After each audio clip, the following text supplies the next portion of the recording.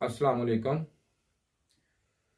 जी। आज हम एक एरर, आम आने वाला एरर है जो कि F4 का एरर है। ये देख सकते हैं आप सामने F4 के एरर पे डायग्राम मैंने बनाया है कि F4 का एरर जो है किस तरह आप क्लियर कर सकते हैं और किस वजूहात से F4 का एरर आता है। बाकी रह गया मसला कि F4 का जो एरर होता है वो किस किस यूनिट में आता है। भाई ये जो पीसीबी लगी हुई है, जो बंदे काम करते हैं उनको बता पता होगा कि ये जो बेशक HVACR के करते हैं उनको भी पता है कि ये अल्ट्रॉन की पीसीबी इसको बोलते हैं।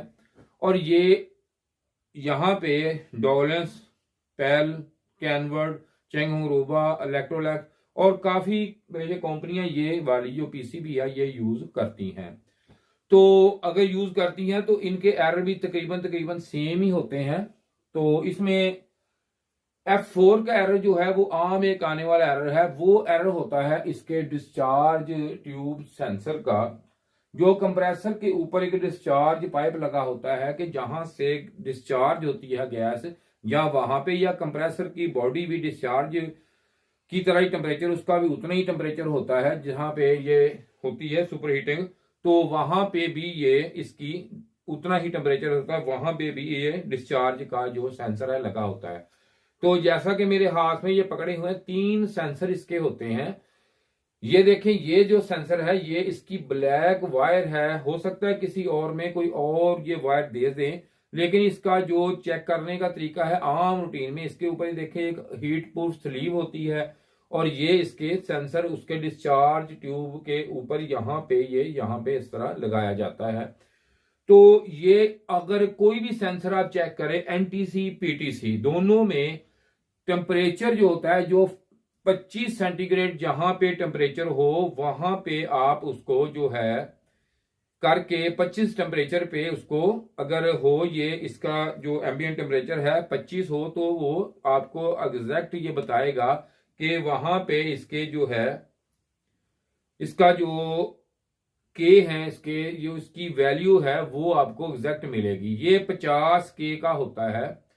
बाकी इसमें अक्सर ये होता है कि आप देखते हैं कि एक दूसरे के सेंसर जो होते हैं वो एक दूसरे के जो पीसीबी के अंदर एक दूसरे के, अगर आप ये उसका मतलब कहने का ये इसको ये तो कनेक्टर होता है, ये तो आप नहीं लगा सकते, इंस्टॉल नहीं उसके अंदर हो सकता। लेकिन अक्सर मैकेनिक भाई ये पूछते हैं 50 के का ले लें, तो 50 के ये वाला जो 50 के है ये मैं इसको अगर लगाऊं तो ये इसको काट के लगा लूं। इसमें 2 चीजें होती हैं। एक तो मेन चीज ये होती है कि अगर मैं इस तरह लगाता हूं सेंसर तो ये लग तो जाएगा, लेकिन इसकी एफिशिएंसी एक होती है, इसकी एक्यूरेसी होती है, उसमें फर्क आपके जरूर आएगा। क्योंकि उसकी हर जो भी कंपनी है इसकी एक्यूरेसी साथ ही उसके साथ सेट होती है। उसकी जो कारकर्दगी है, जो उसकी एफिशिएंसी है, जो उसकी स्पीड है, वो कितने टेम्परेचर पे कितनी स्पीड से जाएगा। जैसे कि कोई भी ऐसी चीज आप कहते हैं कि ये चीज कितने देर में इसकी आरपीएम पूरे हो जाएंगे, ठीक है, ये इसकी एक्यूरेसी होती है। तो इसमें आप ये इसीलिए एक दूसरे की कंपनी का नहीं लगता। अगर आप देखें तो उसका जो वैल्यू होगी वो आप पूरी होगी। तो इसको ये जो सेंसर होते हैं ये आप देख सकते हैं। और दूसरा ये वाले सेंसर है, इसकी वीडियो भी मैं आपको पूरी डिटेल वीडियो बना दूंगा।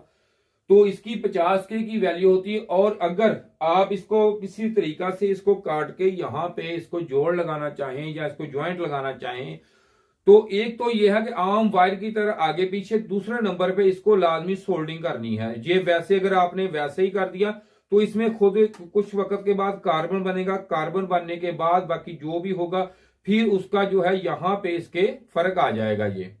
तो इसलिए आपने हमेशा इसको ज्वाइंट, जब भी ज्वाइंट लगाना है तो इसके ऊपर हीट स्लीव और वो हीट करके इसका लगाना ताकि इसमें कार्बन ना बने। तो एक चीज ये होगी। और उसके बाद इस पर वर्किंग प्रिंसिपल पे हम आते हैं कि इसकी वर्किंग क्या है। इसकी वर्किंग देखें, ये क्योंकि हमने फील्ड में बहुत अच्छा काम किया है तो इसकी वजह से हमें ये आम चीजें जो है ये पता है लोगों के बातों का, कि कोई कुछ कहता है कोई कुछ कहता है। तो ये देखें कि इसमें अक्सर मैकेनिक हजरात हमें ये बोलते हैं कि एक दो चीजें मैं आपको वजाहत कर दूं जो लोगों के साथ हैं होती हैं।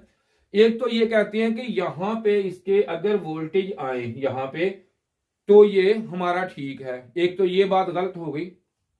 वो इस तरह गलत हो गई है कि ये देखो यहाँ पे ये सेंसर लगा हुआ है, ये देख रहे हैं आप, डिस्चार्ज सेंसर है, ये यहाँ पे लगा हुआ 50 के वैल्यू इसकी आ गई ये, लेकिन 50 के वैल्यू आपने 25 सेंटीग्रेड पे मेयर करनी है। ये ना हो कि आप कहेंगे इस वक्त तो टेम्परेचर हमारा जो है वो 35 है, 36 है, 40 है, उसको तनासब फीसद निकालनी पड़ेगी तब होगा। वो 30 भी बता सकता है आपको, 25 भी बता सकता है।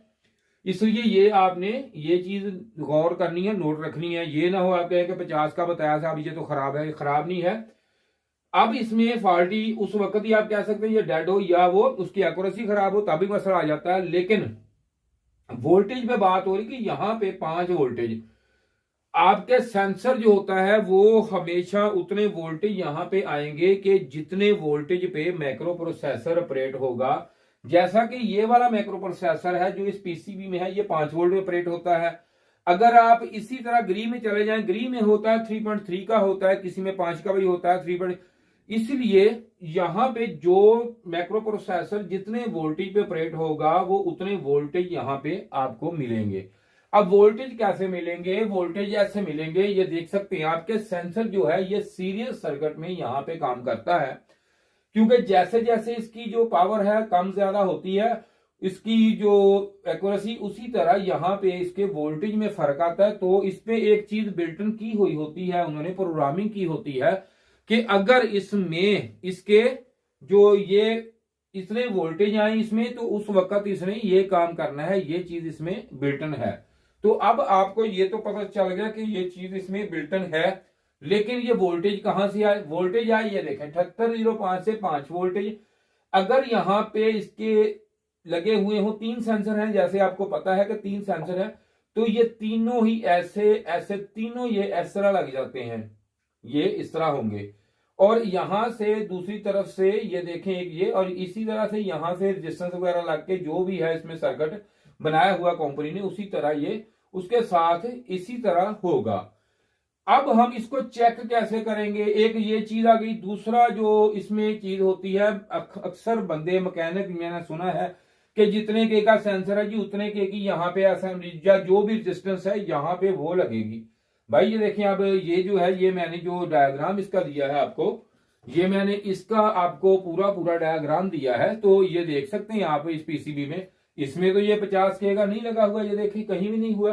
तो अगर ये 50 है, अब ये 50 का है, तो यहाँ 50 कैसे हो गया? नहीं है, ठीक है, ये चीज गलत हो गई। अब वोल्टेज कहां से आए? वोल्टेज क्यों आते हैं? अगर आप कोई रेजिस्टेंस किसी तरह की भी आपके पास एक रेजिस्टेंस है, ये देखें ये आपके पास ये एक रेजिस्टेंस है, अगर आप ये बेशक आपके पास 1 के की है, 2 के की है, 3 के की है, 4 के की है, इससे कोई सरोकार नहीं, बेशक 500 ओम की है बेशक, ठीक है।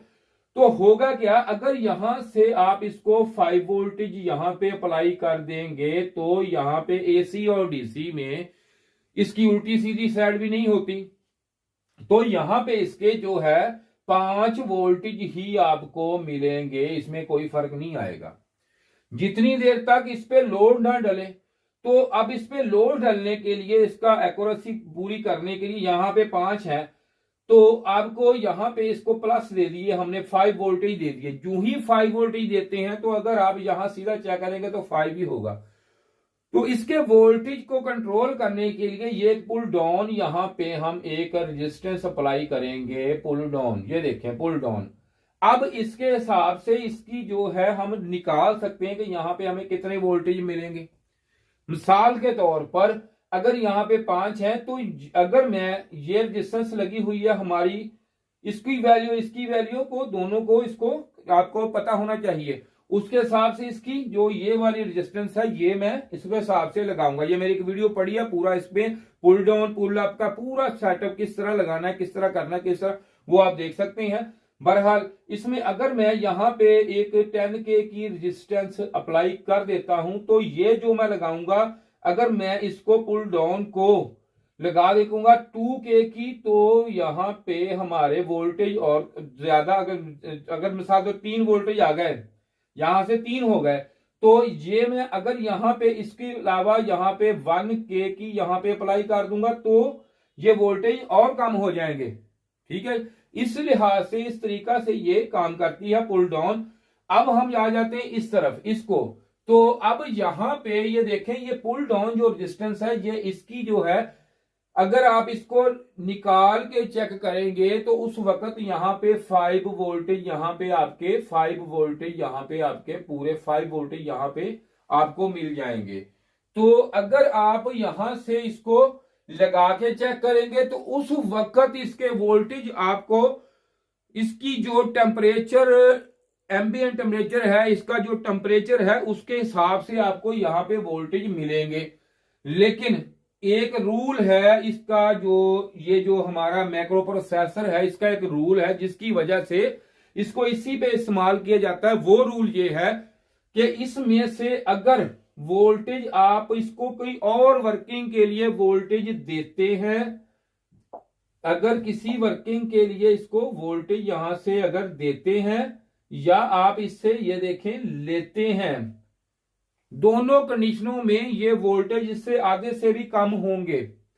ये मैं बड़ी इजी तरीके से आपको समझा रहा हूं ताकि आप काम कर सकें, आपको पता हो कि इसकी वर्किंग प्रिंसिपल क्या होता है इसका। इसमें जब वोल्टेज आएंगे, वो अगर किसी वर्किंग के लिए, जैसे ये है, ये कभी भी वोल्टेज को 5 नहीं आ सकते, ठीक है। इसकी एक लिमिट उन्होंने इसके अंदर बिल्ट इन कर दी है, जो कि ये है कि इसने ये देखें 1.1 पे, ये 1.1 वोल्ट पे ये ऑफ हो जाएगा और ये आगे सिस्टम को बंद कर देगा, या इसमें 1.1 पे ये कंप्रेसर की स्पीड को कम कर देगा, या इसको जब यहां पे होंगे इसकी जो है गर्मैश पे इसके 2 वोल्टेज 2 होंगे, 2.2 हो जाएंगे, तो ये कंप्रेसर को तेज या कम, ये सारी चीजें इसमें आपको बिल्टन मिलेंगी।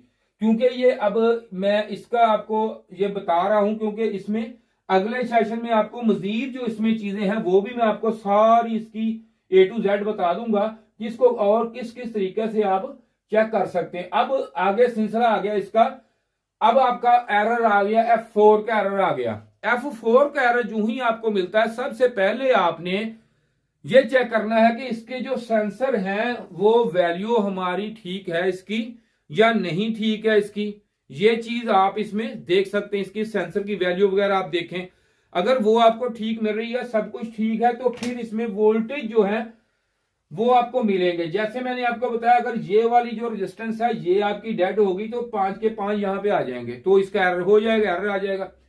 अगर ये किसी वजह से इसको किसी तार वगैरह क्रैक हो गई तो इसकी डिस्कनेक्टिंग होगी इसके अंदर, जैसे भी होगी, तो तब भी आपका एरर आ गया।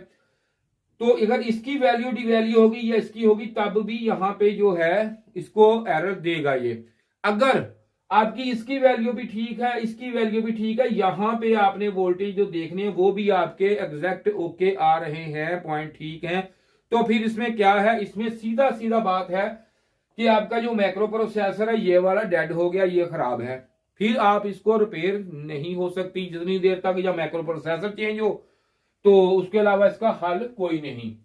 तो उम्मीद है कि ये वीडियो आपको अच्छी लगी होगी। तो अगर कोई मजीद बात पूछनी हो किसी भाई ने, अगर ट्रेनिंग लेनी हो तो आके ट्रेनिंग ले सकता है हमारे पास, ये मेरा नंबर है आपके सामने है। तो अगर कोई चीज पूछनी हो किसी मैकेनिक भाई ने तो बिला झिझक हमें इस नंबर पर राब्ता करके पूछ सकता है। तो इसके साथ ही जी शुक्रिया जी, खुदा हाफिज।